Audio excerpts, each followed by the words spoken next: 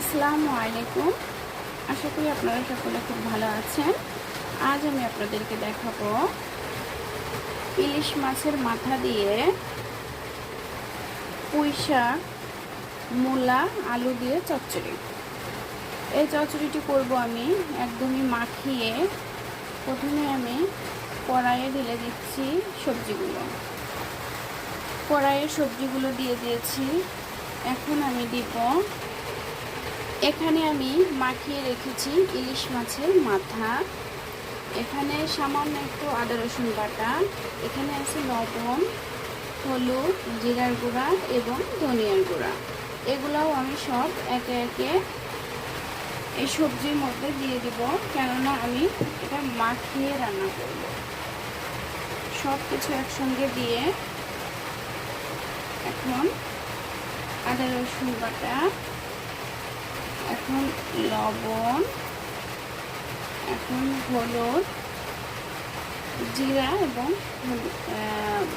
ধনিয়ার গুঁড়া দিয়ে দিলাম। এখন সব একসঙ্গে দিয়ে এখন তেল দিয়ে দিব।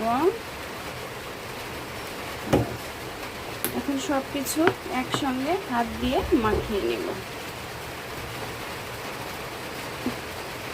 তেল দিয়ে এখন একসঙ্গে হাত দিয়ে মাখিয়ে নেব। খুব ভালোভাবে মাখাতে হবে, খুবই সুন্দর করে মাখাতে হবে। মাখানোটা যত ভালো হবে রান্নার স্বাদটাও তত ভালো আসবে। এখন দিয়ে দিব মরিচ কুচি। মরিচটা পরে দিলাম, কেননা আমার হাতটা কেটে গিয়েছে, হাত ধরবে, এর জন্য পরে ছিটিয়ে দিব। এখন দিয়ে দিব পেঁয়াজ কুচি। এগুলা দিয়ে আলতোভাবে আর একটু মাখিয়ে নেব।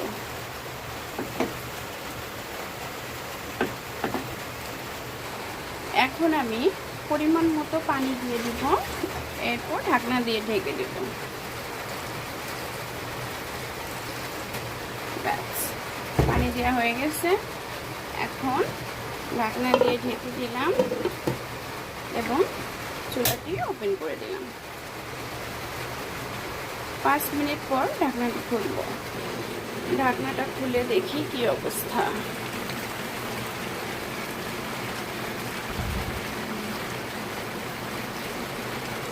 আরও 5 মিনিট লাগবে।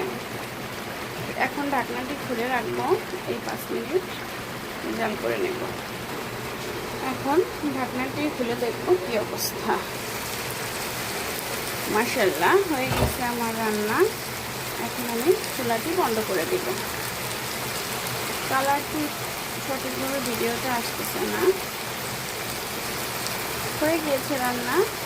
রান্নাটি দেখে আপনাদের যদি একটু ভালো লেগে থাকে তাহলে অবশ্যই লাইক করবেন এবং সাবস্ক্রাইব করে দিবেন। আজ এ পর্যন্তই, ভালো থাকবেন। আল্লাহ হাফেজ।